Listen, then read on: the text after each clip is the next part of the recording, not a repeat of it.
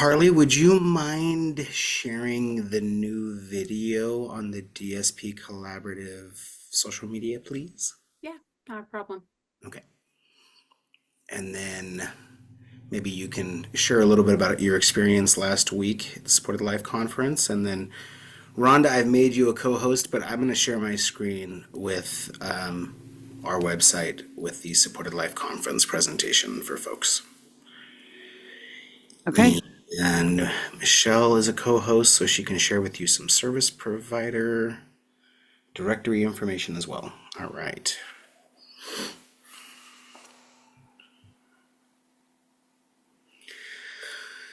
Hi, good morning, folks. Today is October 25th, 2024. This is Coffee with Community Services, Alta California Regional Center's weekly service provider meeting.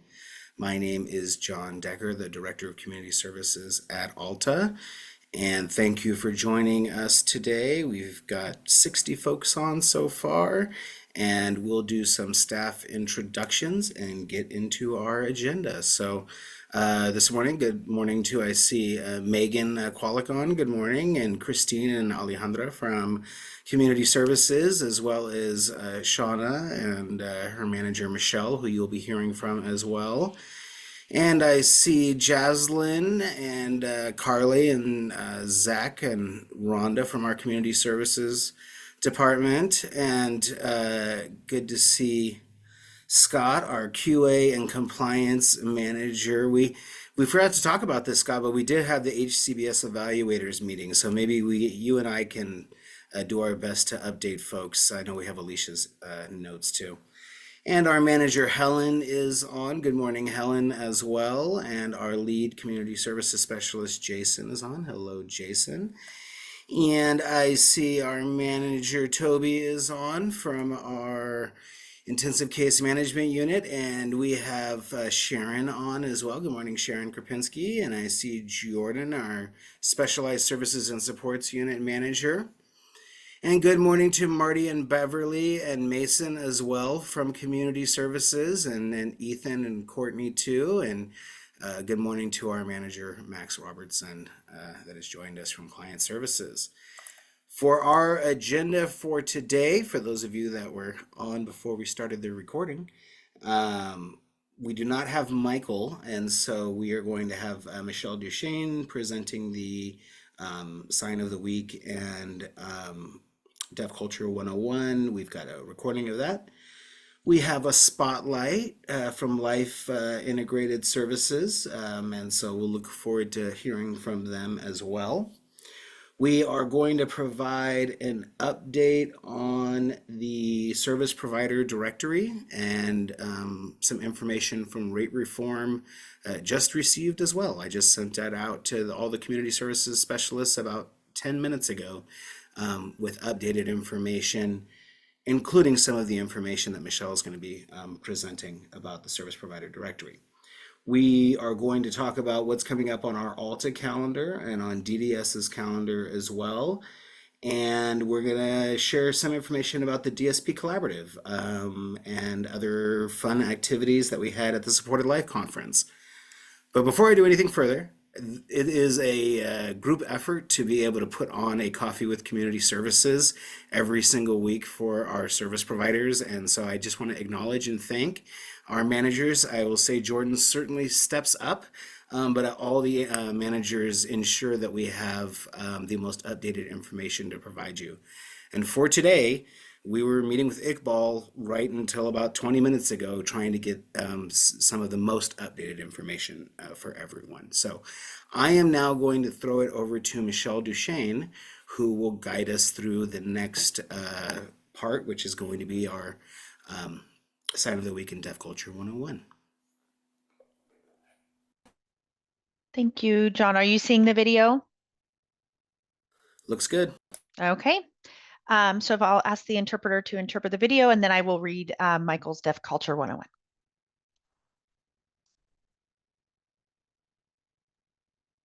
This week's sign of the week are witch and vampire and Frankenstein. This is witch. You take your index finger on your dominant hand, bring it up to your nose like this, your non-dominant hand index finger like this, and they meet together. Witch. Vampire. Number 2 hand shape, bend those fingers, bring it to your neck just like the fangs of a vampire. Vampire. Frankenstein.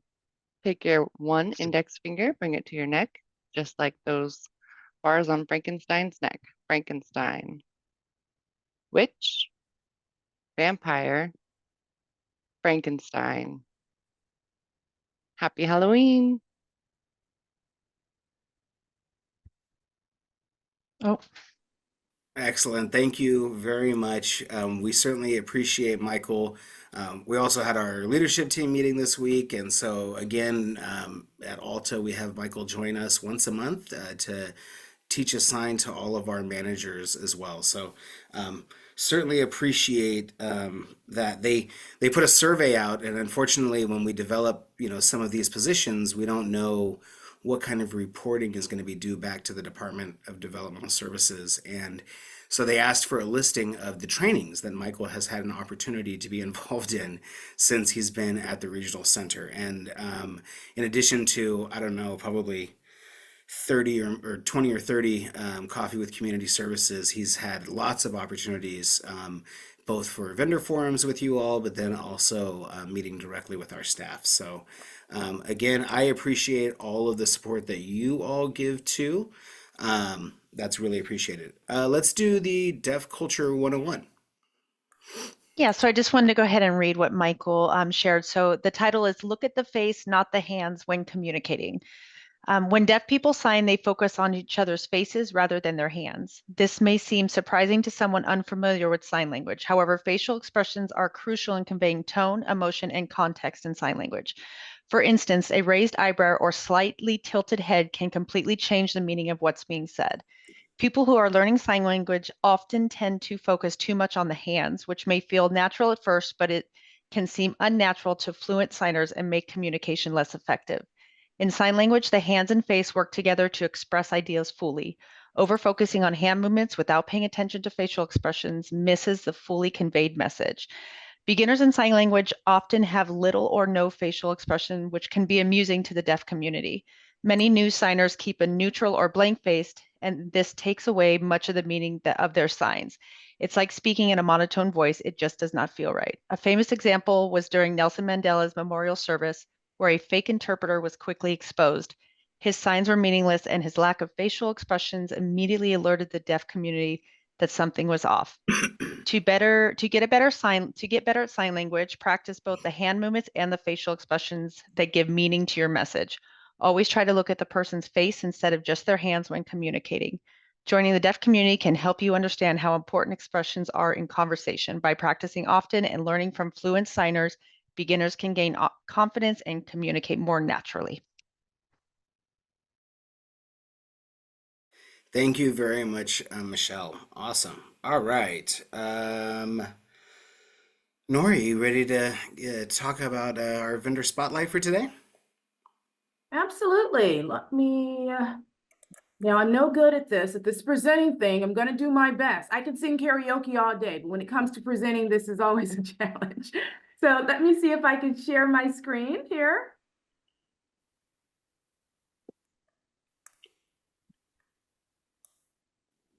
All right. Can you hear me fine? Looks good and sounds good. Thank you. Perfect. Thank you. Let me just move my faces here. 1 second. All right, we are a Life Integrated Services. I'm the director of Life Integrated Services. We are 100% community-based program.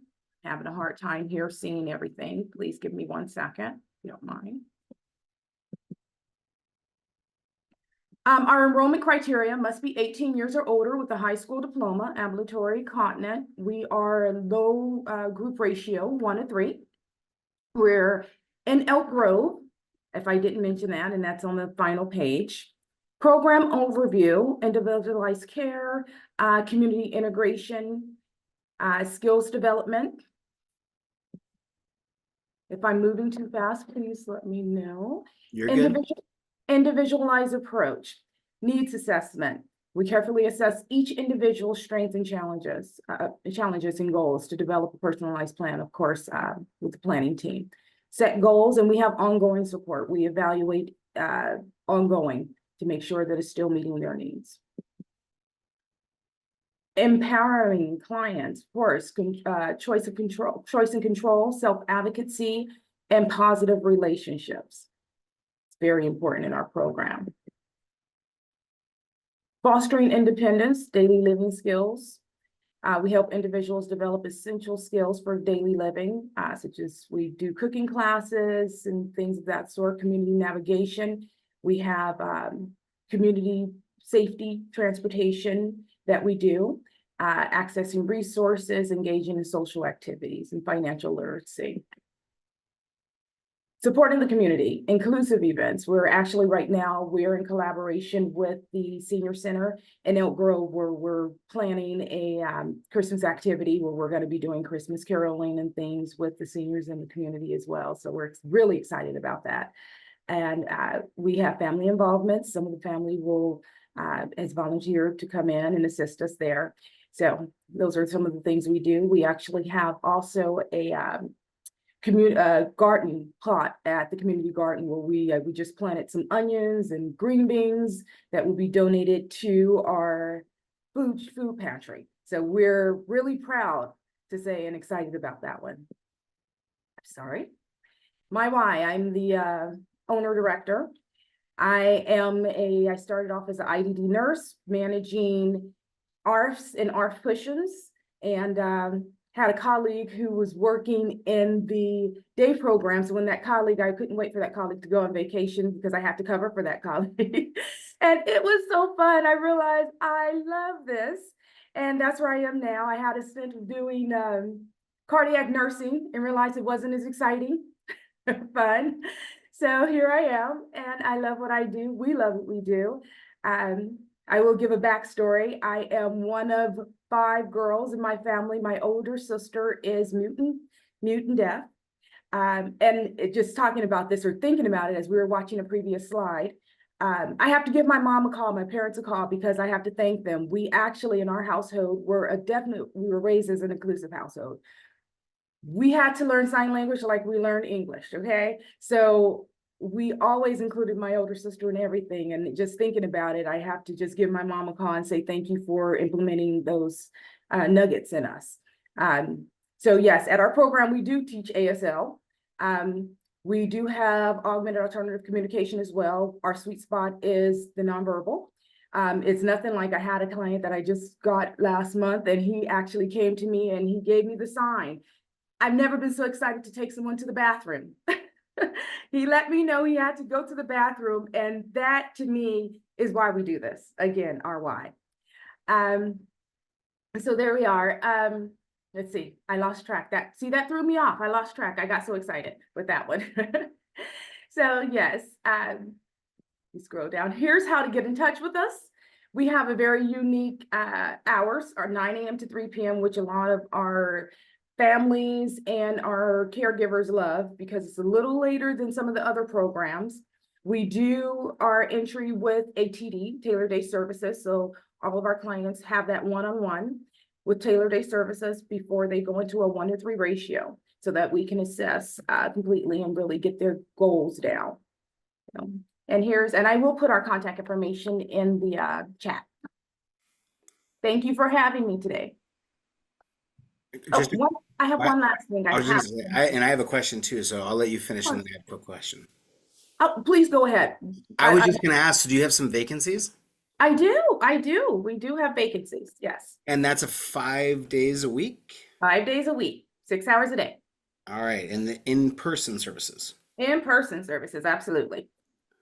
All right, I say that because we have a number of additional client services managers and client services directors and other folks that are on here too, and it's important for them to know what's available out there. So thank you so much for that. Yeah. And we are out in the community, yes. And I will be remiss if I did not mention this on this call because this person has been so helpful to me, instrumental, and answers every call, no matter what it was. And that's Shauna Frost. Doing this spotlight, I just had to give her the biggest shout out because this has been it's not easy starting a day program. And she has been amazing. I've worked with many regional centers, and I will tell you, Shauna has been just amazing. So I just needed to say that. I know this wasn't for that, but I needed to say that. Thank you.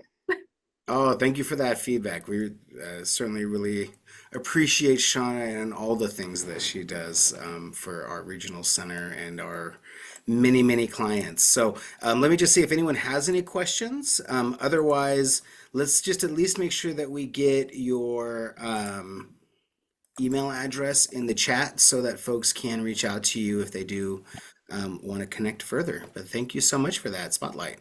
Thank you for having me. And let me see if I can get you to stop sharing your screen. There we go.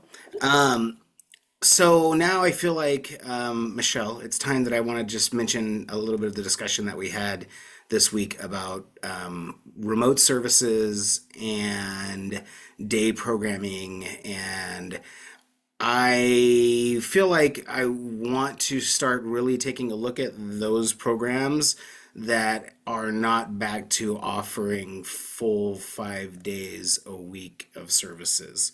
I would really like to start providing some better tools for our planning teams to be able to make some choices about that a little bit better. And so we're going to be taking a look at our list of service providers that we have.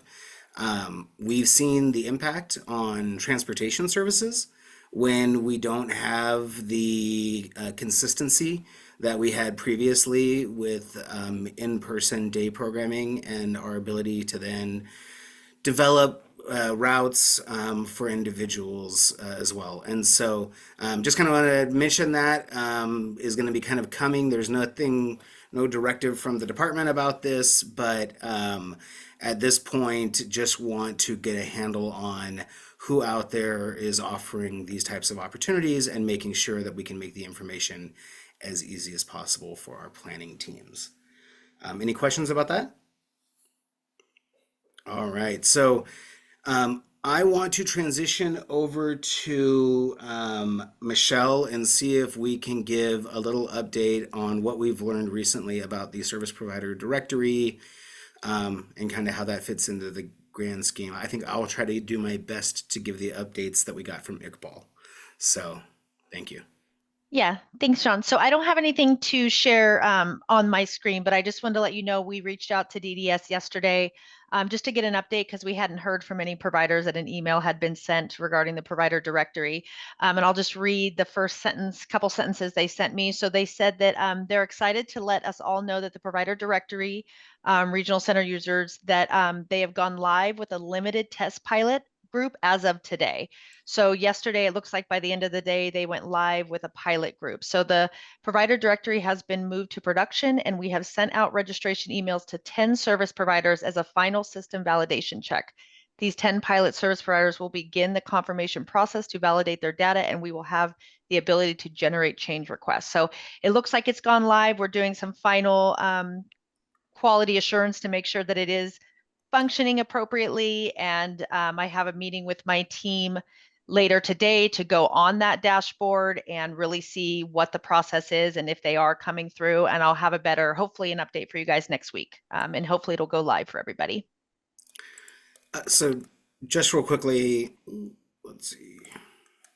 Just real quickly, I'm sharing the screen here of the DDS's website related to the service provider directory, and it has not quite yet been updated with all of this information.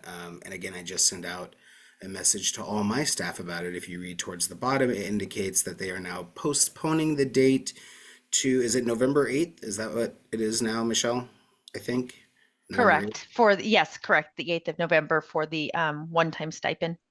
Now, that would all be predicated on this going well with the 10 people that try to pilot it first. So I have a feeling next Friday we might have another update for you all about what the time frame is. And again, that pushes us closer and closer and closer to the deadline for us to have the 10% incentive. So in essence, what that means is some of the things that we've discussed with you previously about utilizing the workbooks and taking opportunities to update the information so that we can start the January 1 dates. We can't have information in our workbooks about whether or not you logged into the service provider directory until they make the service provider directory go live. And so just wanted to share with folks the most up-to-date information we have, which is that we're hoping it's coming soon still. And we'll update you next week on the status of the pilot and if they push it back beyond November 8th. So any questions right now about that for folks? And again, this is the sole requirement for folks to be able to get their 10% quality incentive payment. Nope. All right. So that is the update that we have. Additionally, we have learned that the service code specific directives are going to be also delayed at this time. They are not quite ready to all come out. I think outside of the family home agency one, we have not received any of the other ones. And we'll be connecting with the 2 family home agencies about that. So I do want to go to DDS's website real quick and just share some information. And Helen's team, this is good for you guys. I don't know if you have this on your calendar, but I'd like you guys to take a look at this as well. Of course, because this is the way our life works, this is going to be the day after the vendor forum, I think. The vendor forum for behavioral services is on what date, Beverly, if you're on? Wednesday, October 30th. Oh, look at that. So you guys are going to have a lot to discuss because they're going to be holding a public meeting on the 29th to go over the directive for professional services, which will outline the transitions, I believe, from Service Code 048 for like early autism treatment programs or early intensive behavioral therapy programs to these new service codes, and also some changes to adaptive skills training that we are learning about and are kind of excited about, because there are some other services that were under Service Code 102, which we had family and individual training, which the department is now going to look at putting under adaptive skills training, things like competency training, things like training to use technology. And if you look at the rate models, you'll see that there's also a bachelor's level rate now. And previously the adaptive skills training was keyed off of a master's level position. So we are looking forward. So hopefully you guys can attend, Helen and Beverly, any of you guys can attend this one. And any of our service providers that are involved with these positions, recommend that you attend it as well. And you can go to DDS's website to be able to view that. And so again, right now information's coming out fast, and want to make sure folks know where to get the information on DDS's website. So the calendar is a very important place to look. And I haven't said this in a few months, so I will say it again. Your voice as service providers is very important in the conversations that go on at a statewide level. So when we have things that come up like the employment work group meeting, like I know Carol Watillo, to my recollection, is I think part of that group and is always there as a service provider, like representing you all and the clients that participate in these services. So I just want to encourage you folks that are service providers, with the changes that are going on, take opportunities to participate in these meetings. My staff as well, any of these that you see that you are interested in, I would encourage you to take a look at. With this calendar, you'll see additionally upcoming things for the Developmental Services Master Plan. There's a deadline of March for them to get the Developmental Services Master Plan created. And so a lot of work needs to go on between now and then, and you are all encouraged to participate in seeing how those meetings are going as well. There's public hearings coming up related to special incident reporting. Again, you guys are the ones that are responsible for the vast majority of special incident reporting, right? So again, I would recommend reviewing DDS's website. This is coming up on November 13th. We can cover it. Jordan's going to take a look at this information, and Scott, and then we'll give you guys a little bit more of an update next week about how you could possibly participate in this actions. And we'll have a little bit more of our SIR team, maybe Julie Rockfall, also sit in on that as well. So again, we have a new director of DDS. We've got some new staff that are there. There are lots of initiatives that are being operationalized for the regional centers that again impact service providers, and getting your voice heard, keeping yourselves as informed as possible, allow you to make the best decisions possible. So any questions about some of the upcoming things that are going on with DDS at all? I do want to, I believe last week you guys shared where the new updated rate models are, but I don't know, we've got about 90 folks on right now, so I might as well just share again real quickly. You can get the rate reform information right here on DDS's website on the front page. The directives and the updates are there, and the rate models and rates are right there. And you guys are a part of Alta California Regional Center, and these are the new effective rates for January 1st of 2025. Jordan, what did I see for supplemental staffing for residential services? $30 an hour. Yeah. I Yeah. mean, actually giving service providers enough money to hire people to do supplemental staffing. It is a crazy concept, because it was not that long ago that we were at $9 and something per hour. So, Eric Champa, I see your hand up. Go ahead, sir. You are free to finish your thought. I had nothing else to go. I was just mentioning that we've got the rates on there. They've been updated to our understanding with the what's going to be effective January 1st. We just need a few other pieces of information from DDS so we can multiply things and figure out if people are getting additional rate increases or not. But making sure folks are well informed of where you can find the specific rate models that apply to our regional center. And for those of you that are new to this as well, there's a geographic determinant as well that increases, I think, most of these rates. I'm going to stop it on the transportation rates. I don't know if that's what Eric wants to talk about, but No, I'm on the I've got a comment on the non-mobile actually. okay.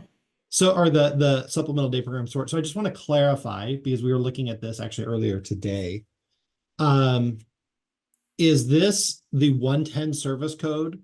That's what it looks like for the $30 hours, but it would not be the non-mobile supplemental support rate for, let's say, like day programs?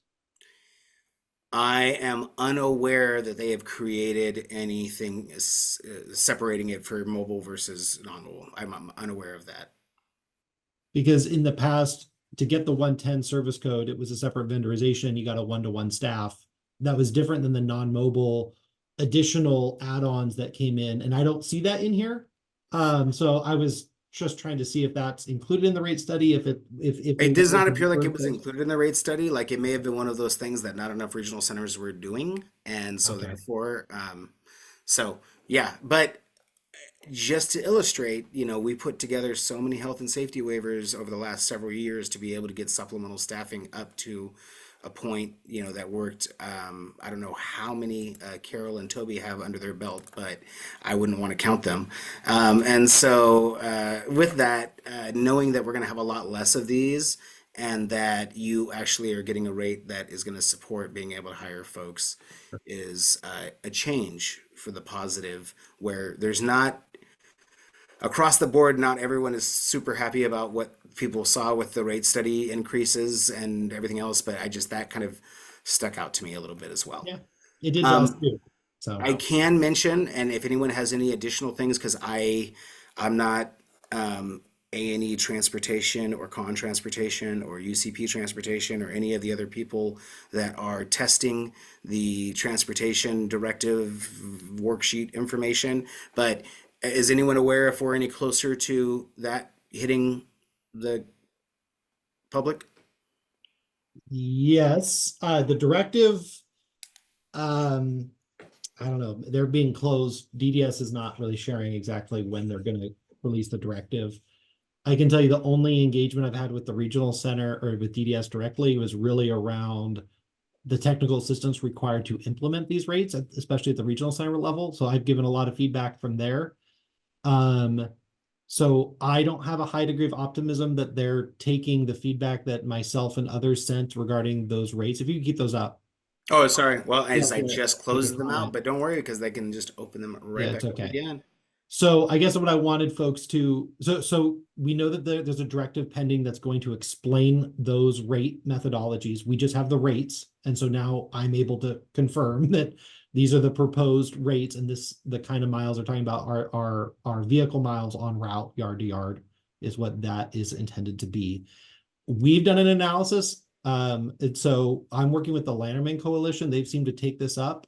So we've had a meeting. We're trying to figure out how to best advocate. We would ideally like to get DDS to take this seriously before they release the directive, but since they haven't yet, we're feeling that it may be an advocacy after they release the directive to increase this. Universally, providers, when we looked at this, all felt like these rates were too low. And I'll just give you an example. If I billed the last 3 months under these rates versus my current rates, that's a 13% cut to UCP. And I'm about 20-25% in the red right now from program operations from Alta. So if I took my my expenses minus Alta revenue, where it's about 20-25% already in the red. So we've been waiting for a rate increase, trying to get DDS to fix this, while at the same time providing transportation services. So when I say it's a 13% cut to UCP, that doesn't mean it's a 13% cut to transportation providers. The average cut we're seeing for them is around 50% if they were on these rates.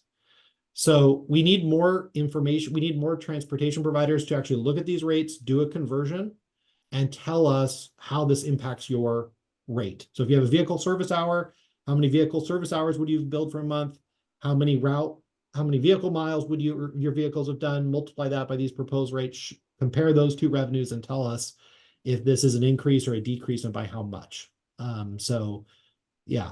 So I'm working directly with DDS on trying to get this pushed out as quickly as possible. What I heard from Eric was a request for information for transportation providers that are maybe on this call here from the Lanterman Coalition, so that you guys can gather information to be able to make an argument to the department. I Yes. create a space for this within this meeting because we live and die with transportation. And so if our transportation providers don't have like the absolute best rates possible, there's like a ton of day program people on here. There's a lot of people that do a lot of other types of services, residential and others, and everyone that get impacted by transportation. So I just want to make sure folks are aware of some of the current, because other things got settled. Other services, ILS, you guys fought real hard last year. Like things got settled. People are kind of understanding at least where the future holds, but there's still, this is an area of not yet settled. And for those that are starting to see the writing on the wall really clearly, like Eric and others that are testing this with DDS, again, I want you to just encourage you guys to be able to advocate for yourselves. So, Eric, any additional information that we might provide to anyone here that wants to share that information with you? Your email address are in the chat. I'll put my email address in the chat. If you need help, I developed a calculator for the Lanterman Coalition folks to use to help convert whatever your current rates are to try to get an idea of the impact. So I'll put my email in the chat. If folks are willing to share that with me, or well, if you know of other folks, you can share it with them too. But just highly recommend folks convert their rates, be willing to share how this impacts you with us, so that we can go to DDS and prove that this rate methodology is not sustainable. So there's not a panic around January 1st when transportation providers realize just how bad this is and it impacts other services. So that's what we're trying to avoid. So yeah, if you have any questions too, just reach out to me. We probably can answer them. Again, I would acknowledge, those of you that, took the call, Maisha and Hanif and Eric and others from the different transportation companies that we were, and again, Iqbal and Robin as well at Alta have really been working with DDS on this for transportation, trying to get it as right as possible for everyone. Thank you for putting that in the chat. All right, so now folks know where to find, that was what I was really trying to illustrate here too, just making sure folks know where all of the updated information is on DDS's website as it relates to the rate study. So I am now just going to check the chat and see if I have any questions. All right. So I wonder, Carly, if you would not mind sharing your screen with some new materials that you provided. Yeah. Oh, I don't have permission to share. Are you? Here we go. All right. I'm going to go to our Facebook page. Okay, are you seeing my screen? Looks good. All right. So if you scroll down here, you see that we posted a new video for our DSP highlight. We highlighted Dallas and one of his clients that he works with. Dallas is with An Alliance. So I will start this. Okay, are you hearing it? This field for 8 years now. And depending on the person you're supporting, you get to do all kinds of cool things out in the community. So for one person I help to support, we do something as simple as going to the gym, for instance. Other people, you might go to volunteer at the food bank, or they might have paid work that you'll support them at. If you like being out in the community or even learning more about your community, being a DSP is a great job, and you're learning more about your community while also supporting people. So it's very rewarding. So. All right, so that was just one of our, oh, I guess I could have made it bigger. One of our second DSP highlight video that we did. We're looking forward to doing many more of these. That was Dallas and Henry. Again, Dallas works with An Alliance, and they both very graciously agreed to let me tag along on some of their outings for a day. And they also sent me some additional photos that I could use. Just really to highlight, what Dallas does in his day-to-day life as a DSP, and how rewarding it is. So we're looking forward to doing many more of those. I do have some more in the works, but I need even more. So if you have anyone within your agency that would be interested in being highlighted in a video such as this on our DSP Collaborative website, please reach out to me or the DSP Collaborative email inbox, and I will put both those emails in the chat once I am done sharing. I would love to have some non-day or non-employment programs as well. So far, that is what I have arranged for the next month or two. So of course, if I'll take anyone who's willing to be highlighted, but I would really love to get some DSPs from other agencies too. And then I'm going to scroll down here. John and I attended the Support Live conference last week, last Thursday and Friday, to staff a table for the DSP Collaborative. So there's John and I, as well as Katina Richardson with VMRC. It was a very busy event. We had a lot of people who showed interest. We had a lot of providers attend from other regional centers who were very excited to hear that we will be looking into expanding the project in the foreseeable future. So we got to share a lot. We had the website up for everyone to look around, and it was a very successful event. Thank you very much. Yeah, again, appreciate Carly being able to have the booth there and being able to also get some VMRC staff to be out there, for the couple days. And as it relates to the expansion of the DSP Collaborative, probably need to put an agenda item on for our Provider Advisory Committee meeting for the month of November. I have engaged with the Los Angeles County Regional Centers, which is another shared media market, as it relates to making that be the next step of expansion. So it would be our shared media market in Northern California, and then the idea of the 7 Los Angeles County Regional Centers. having their own little map possibly as well. So I'd like to kind of talk about that with our provider advisory committee because they've been a great guidance to the DSP Collaborative, and many of the DSP Collaborative members are there. And then be looking at setting up a meeting with the other regional centers and going over the collaborative and talking about the possibility of the expansion. We know that there's regional centers all over the state that are not in Los Angeles County that have expressed interest. Golden Gate Regional Center, certainly Central Valley Regional Center, San Diego Regional Center, but it's a good idea to roll things out, I think, in a little bit more of a slower process. So we'll talk more about that. In the meantime, I certainly appreciate it. You may have seen it that Carly bought a tablecloth, so now we can be out at events promoting the DSP Collaborative. Any questions about that? All right. So I have to get on the agenda for the next PAC meeting and talk about that a little bit more and do a separate meeting. So additionally, at the Supported Life Conference, Rhonda and I had an opportunity to do a presentation, and that was very enjoyable.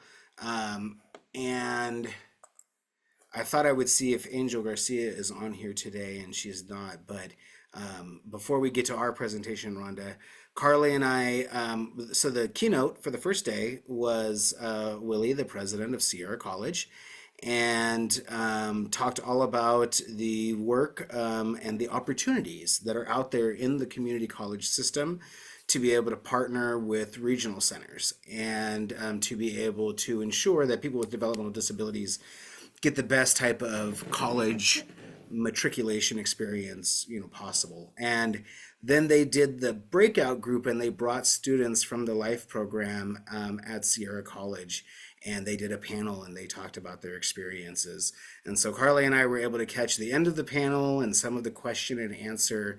And again, just it's been a significant amount of work getting the Sierra College project up off the ground, but it has been very impactful and something that certainly is a example that we are hoping to share with other regional centers throughout the state. And so in that vein, we are also going this weekend.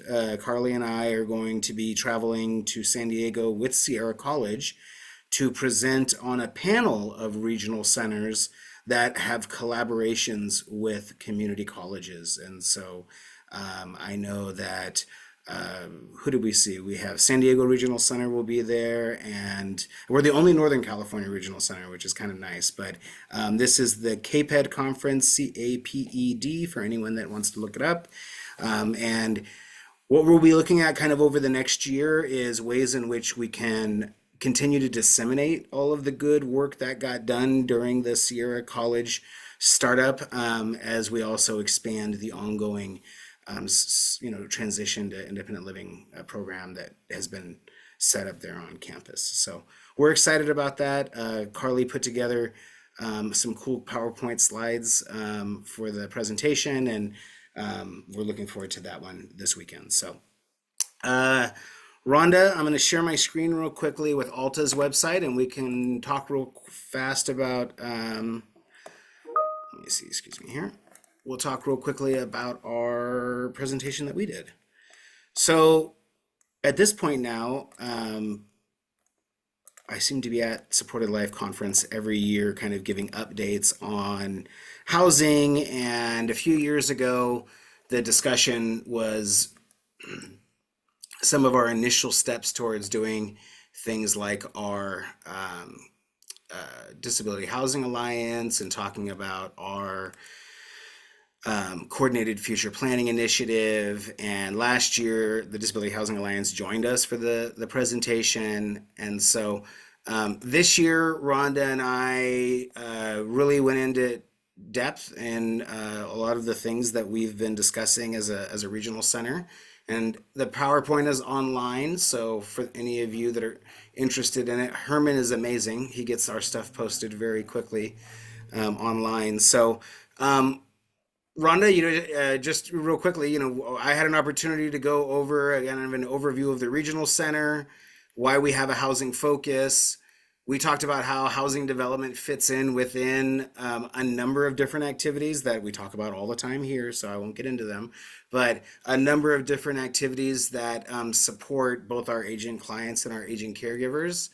We talked specifically about our coordinated future planning initiative at the regional center that's been going on from 2020 to 2024, and then also discussed the new state law passing AB 3291 that aligns with our coordinated future planning initiative and makes caregiver succession planning part of the IPP process for all 21 regional centers, and also allows for regional centers to fund rental stipends for regional center clients that receive supported living services that have a health and safety concern related to a risk of homelessness. We've done this for many years for individuals that have both behavioral or medical support needs that may cause health and safety issues if there's not a rental exception. And so the new language change from AB 3291 says that we have the ability to do that for individuals that have a risk of homelessness. It additionally changes the language from the regional center shall not pay for rent to the regional center executive director may pay for rent. So certainly a big win for the advocate groups that worked on getting that language included in that law as well. And then Rhonda, you had an opportunity to present some things as well. Let me go through these. Go ahead. Okay, well, we highlighted our Mirasol Village, which was our first project. So we kind of reviewed that with folks and kind of showed the pictures of our clients and our housing access services. Then we also Ooh, these are new highlighted pictures. our, People haven't seen these ones yeah, before. yeah, this is our second project. This is with Mercy Housing, Heights on Stockton. Our folks are in that very first building there in the front, and just kind of highlighted some of the amenities and how many units, and that went really well. There's a picture of two of our individuals, just kind of a little picture what it looks like on the outside. Again, our housing access services, Dan and I from community services, and then the project manager for Mercy is in there as well. And then we included these little graphs. This just kind of outlines on both of these slides that we've got a big distribution of the services and support costs of the individuals that move into affordable housing. These individuals have been able to move into affordable housing and been able to stay with a lot of extensive supports. But just sharing that some of these folks had little to no purchase of service, and some of them had, tens of thousands of dollars a month of purchase of service before moving into their affordable housing. Additionally, we've had a good distribution as well, looking at the ethnicity and race of the individuals that have been taking advantage of the housing. So just kind of wanted to share that. And then Rhonda, what's this? Then we kind of talked about just kind of showing geographically where some of our projects are. So Mirasol Village and the Heights on Stockton, those ones are already open, leased up, coming soon in the near future, next year and a half-ish or so, is Lake Washington. That's in West Sacramento. And then we have one on 69th Street in Sacramento. So more to come on that. We just kind of highlighted housing access services again, and then on my own will be very soon, we're almost done, a vendor for housing access services. And a really cool tool that they have is a roommate matching app. So look forward to that coming real soon. We kind of highlighted real quick, just a quick little update on the assistive technology pilot, what it is, what the goal of the program is, and the agencies that are running the pilot. Talked about our demonstration unit that we have at Mirasol Village. Although we're going to work on getting some other ones to highlight because that particular client, she's a little tired of getting visited so much. She needs I a will be break. too after all the people that go by there for tours. Uh, Oh, and then we discussed the Disability Housing Alliance and all of the stakeholder support that they've provided. We discussed some of the upcoming projects that we're supporting, like the Shriners property in Davis and the project with AKT, the Community for Health and Independence. Just talking about, we purchase set aside units to move people in immediately, but we also work to try to seed projects so that they can get developed, years down the road. Talked about some of our partnerships that we've developed, especially through Yolo County and our town hall meetings that we did. You can see Michelle Johnson right there, and Director of Client Services, and Supervisor Jim Provenza, and Ian Evans from Yolo County Housing, and a bunch of interested stakeholders. And again, discussed about, this is Jim Morgan from the Department of Developmental Services, just talked about our partnerships with housing authorities, all the new developers that we are continuing to work with and build new relationships with, and then just kind of ended talking about, some of our upcoming projects and where to get our information. So wanted to put all that on our website for folks as well. And I think we may be discussing this a little bit more in depth at our upcoming community meeting, but yeah, so if you imagine that was an hour and 15 minutes or so, we got a little bit in depth with that stuff. And I really just want to acknowledge Rhonda for jumping in and being able to present those slides in front of an absolutely packed audience at the Supported Life Conference. And the Supported Life Conference is certainly a large variety of folks, from clients to service providers to advocates, and some of the advocates that were involved in creating the law were in the room. And so again, just really want to acknowledge Rhonda for stepping up and doing that presentation. And I know, right, Shauna? And I also want to acknowledge Carly for doing this presentation this weekend as well at the KPED conference. It's great that not only are you guys putting forth all of these I would say really innovative initiatives at our regional center, but also being able to support the other regional centers so that they get the same opportunities for regional center clients all throughout the state. So thank you guys very much for that. Let's see, I'm gonna go jump to my chat.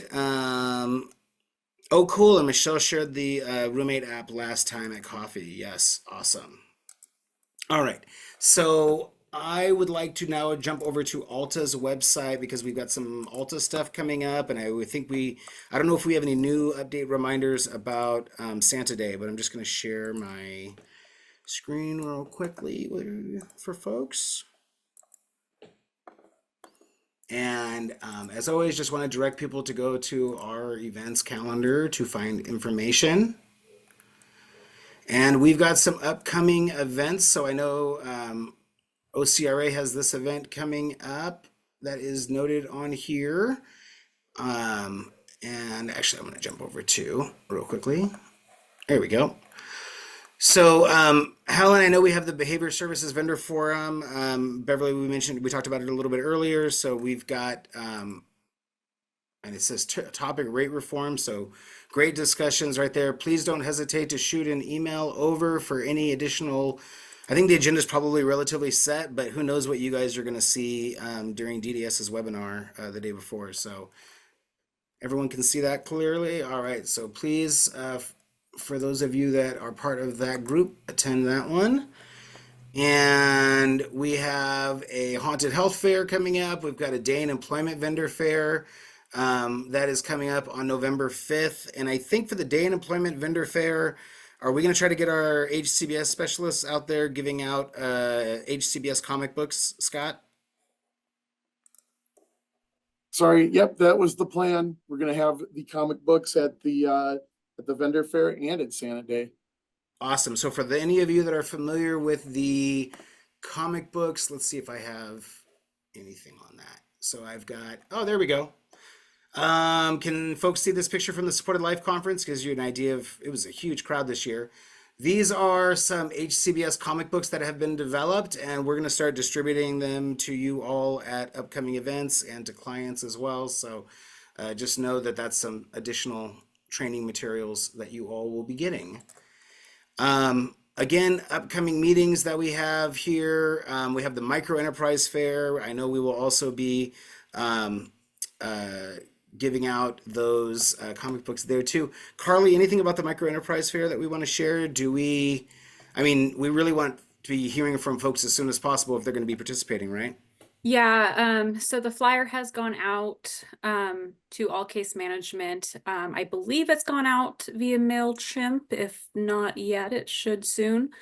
But yes, please, if you have any clients who are interested in attending, have them sign up. This time, instead of contacting me directly, there is a registration form that they can fill out.